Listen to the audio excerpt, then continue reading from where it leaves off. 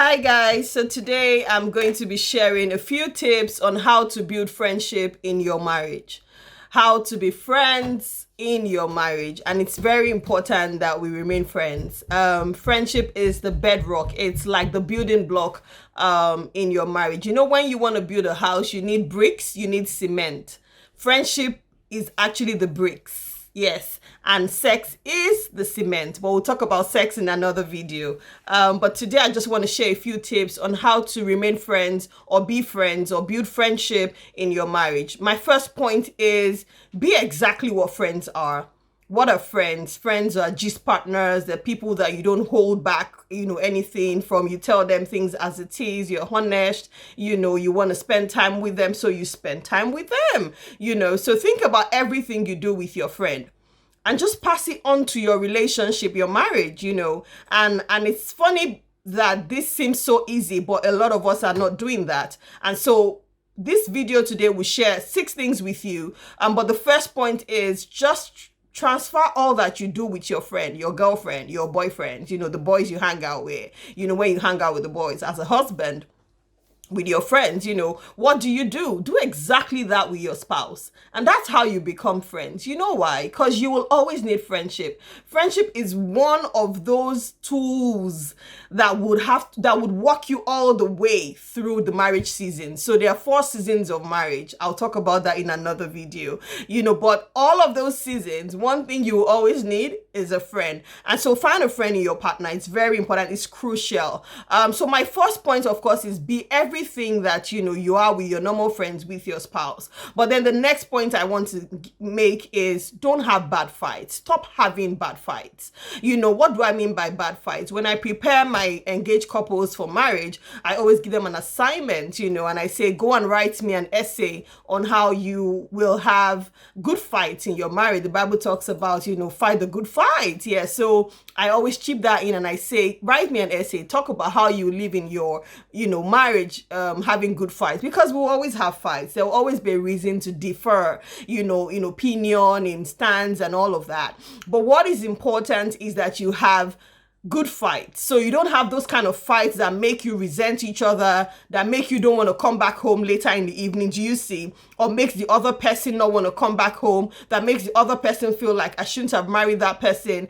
Avoid your fights getting to that point. I'll be doing another video soon where I will be talking about, how to fight a good fight. But basically what I want you to pick out from this is ensure that your fights are not bad fights. So disagree, but as soon as you can, make up, let it go. It was just an issue. Attack the issue, not the person. The moment you begin to attack the person, then you are entering the bad fight mode, okay? And that ruins friendship, okay? The next point is spend time enjoying each other. Spend time enjoying each other. This is so critical. This is so important because we are all on a journey. There's a lot we're doing. There are goals ahead of us. As a husband, you're looking to give your family the best. You're out there chasing all the dreams and the goals. We get it. Even as a wife, the same thing. We're doing all of what the Lord has put in our heart to do. We're getting our job done. We're trying to get on top of our career. Brilliant, amazing. Nobody expects anything less. But what you should ensure happens whilst all of that is going on is you're spending time with each other. Spend time with your wife when she's cooking in the kitchen. Spend time with the man when he's doing laundry. Spend time with him when he's watching football. You must prioritize time with your spouse. It's very important. Even in the car, when you're driving, avoid being on the phone. Have conversations, build intimacy, ask questions, update yourself on what's going on in their life, and all of that. Don't be that spouse who only gets to make time for his or her partner when it's time for sex. And I'll come to that another day. The next point also is to develop love and intimacy rituals. What am I saying? I want you to have a habit, build a habit, for intimacy. What are the things we do as a couple to ensure that, we remain connected, we are in love, and so you want to have rituals. So whether it's a date night, whether it's a regular spa session to get like a couple massage, whether it's a weekend getaway once a month or once in 2 months. Have a ritual, something you do to keep both of you connected. Your me time. Don't treat it with levity. Your me time is very important. When I say me time, so me time, you and your husband, your us time, you and your wife, your us time. Let me use the word us then, so that you understand that I'm saying you and your spouse. Another thing is to schedule romance. In one of my YouTube videos, I gave about 11 tips on how you can, build romance in your marriage. Simple things you can do that you don't have to break the bank. And here what I'm saying is, if you want to build friendship, you want to schedule in romance. What does that mean? Put it in your diary that you want to do something this week to sort of, be romantic. You want to send a poem, you want to drop him a letter, you want to drop him an email, you want to send a small gift to her, at work, whatever it is. Put it in your diary. The way you're putting the meetings and everything, check it in there. Send a flower, send, some flowers to my wife, send a chocolate to my wife, send a surprise gift to my husband, write him a note, and insert it in his suit, something to just make him feel good. Send him a WhatsApp message. I love you. I miss you. Just schedule it in, prioritize it because it is important. And that's how you build friendship. That's how you build friendship, because you're always in touch. You're always in touch. The next point is, as much as you can, make sure that you're giving pleasure to that person. People always want to come around and spend time with people who give them pleasure.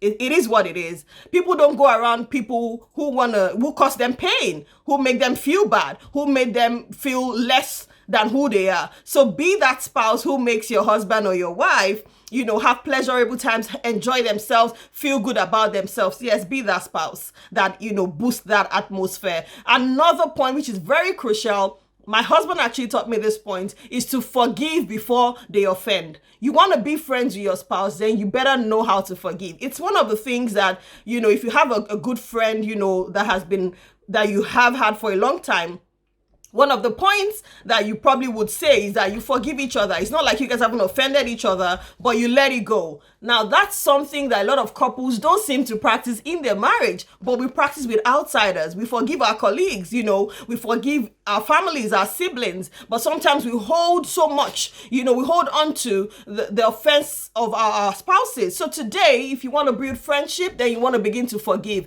Even before they offend, forgive. So that when they offend you, it's easier to let go. That's something my husband taught us. So let me give him a shout out on that one. And finally, so crucial is remain a team for life. And I mean that. Remain a team for life. I always say, that you and your spouse must understand that you are in the same team.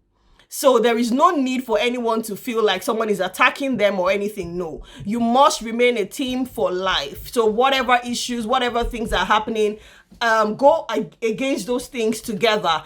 In my book, Marriage on Purpose, I talked about the fact that it is both of you against the world. It is not the world. It's not you against your spouse. Okay, so we are a tag team, a team for life. And if you practice all of these things I've said, I'm going to share a few more things on my social media in a few days. You would realize that you begin to build a healthy and a loving, friendship in your marriage. I hope that this helps. Tell me which ones you're going to start doing, and I can't wait to hear your testimonials. Okay, bye.